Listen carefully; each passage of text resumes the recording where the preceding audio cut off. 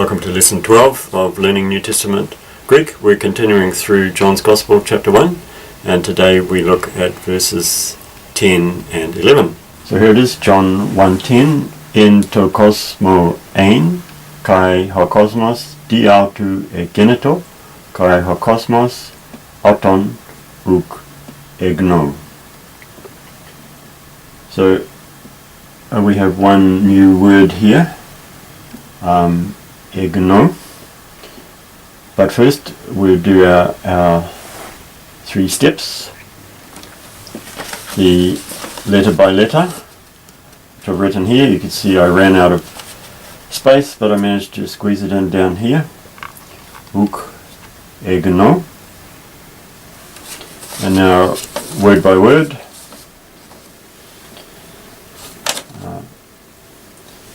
In the world he was, perhaps I'll indicate it from up here. In the world he was, and the world through him egeneto became or came into being, and the world him not knew.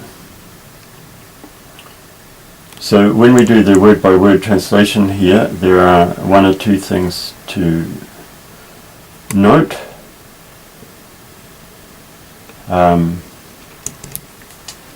Egeneto. This is, it looks to be the most common word in John chapter 1, and it has a number of different meanings. But its frequency is significant because this is yet another link to Genesis chapter 1. Genesis chapter 1 in verse 1-3, in the Greek translation called the Septuagint, it says, Genetheto phos, let the light be. That's a different form of that same word. And then it says, kai egeneto phos, and the light came into being. Kai egeneto phos. So egeneto is common and important in Genesis chapter 1. And here it is saying the world through him, this is talking about Jesus, about the Logos, through him came into being. I've written down here became, but in this case we probably should translate came into being, happened. And kai again, in this case, its meaning is more like but, and it does have that meaning in Greek. So here we've translated kai as and, but here we really need to translate it as but, because it says, but the world, him, not knew. So this word here means knew. Again, the at the beginning indicates past tense, and this brief short root word here means know. So the world him not knew. So our proper translation, again there's different ways you can do it, but I've written he was in the world, and the world came into being through him, but the world did not know him. It could perhaps mean recognize, or it could mean acknowledge. These are all possible meanings for egono. But in particular, a point of interest here is a wordplay, and these are surprisingly common in the original language of the New Testament. A wordplay between egeneto and egno. So these similar sounding words, egeneto and egno. Egeneto means came into being, and egno means new. So they are quite different words, but there's a lot of similarity in their sound, and I'm sure that is a deliberate part of John's style to make the contrast. Even though the world came into being through him, the world did not know him. Hakosmos diautu egeneto, kai hakosmos auton uk egno. So the wordplay serves to highlight the strange thing, that even though the world egeneto through him, the world did not egno him. Otherwise, it's a little bit unusual to have the object before the verb. The N on the end of it here indicates that this is the object. So the normal word order would be uk, egno, auton. But here I think part of the reason for this structure is to put these two clauses into parallel. D auto egenetor, auton uk egno. So auto egenetor, auton egno. And so that they're put in the same position to highlight the contrast, particularly between these two verbs standing at the end of each clause. Egenetor and egno. The strange result that the world did not know him. Just a word about this D or dia. We met it a couple of times before in verse 10. We met it.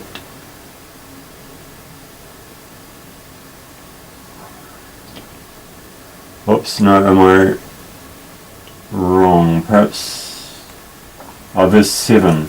Yeah, verse 7. We met it in lesson 10.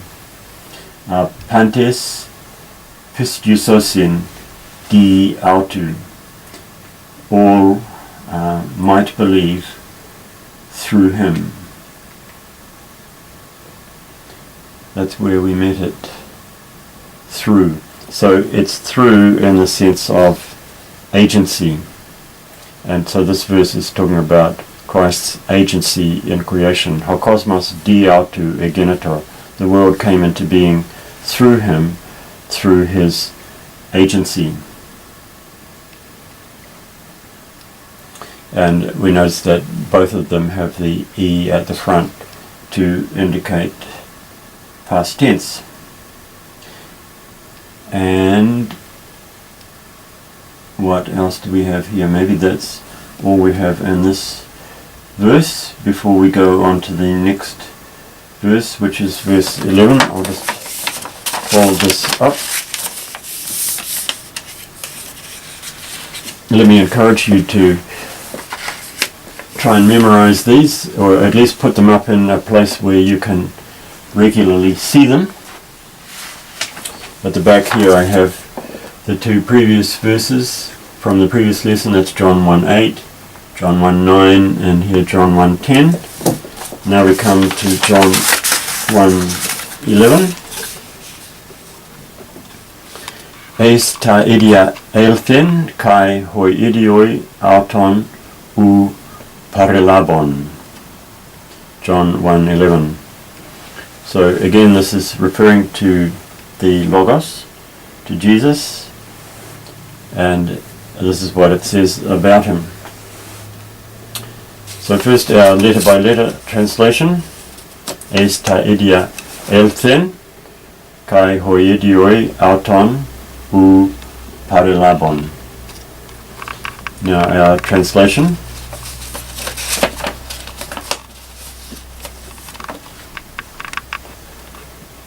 To the own things he came, but the own people him not received.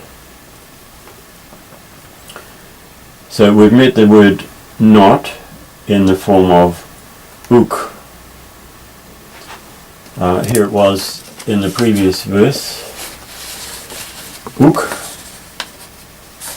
So we notice that it takes the form of uk with the K when a vowel follows. But when a consonant follows, we just have the form u. But it's the same form of, it's a different form of the same word, not. So ta and hoi are new forms of the word the definite article, All the forms are on the first page of Mounce's study guide. I'll just bring that over to show them. Ta, here we have it here, so that's nominative plural and accusative plural. In this case it'll be accusative plural. Ta idia and neuter, because the word idia is neuter. And then hoi, the second one is hoi idioi, and that occurs here, nominative plural.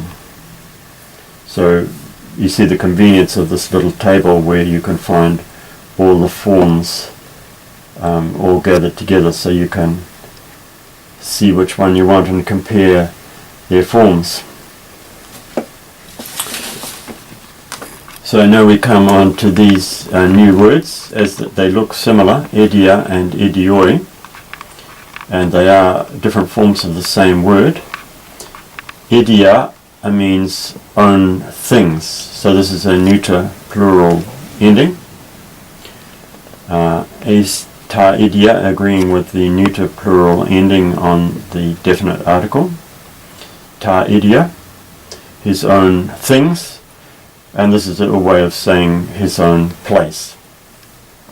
And here we have the masculine plural ending. Hoi idioi, again the article agrees with the ending on the noun. Hoi idioi, a masculine plural, so it literally says the own people. Idioi.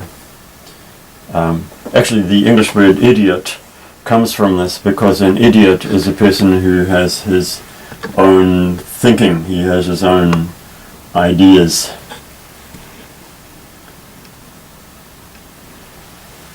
And here's another new word here, paralabon, which means accept or receive.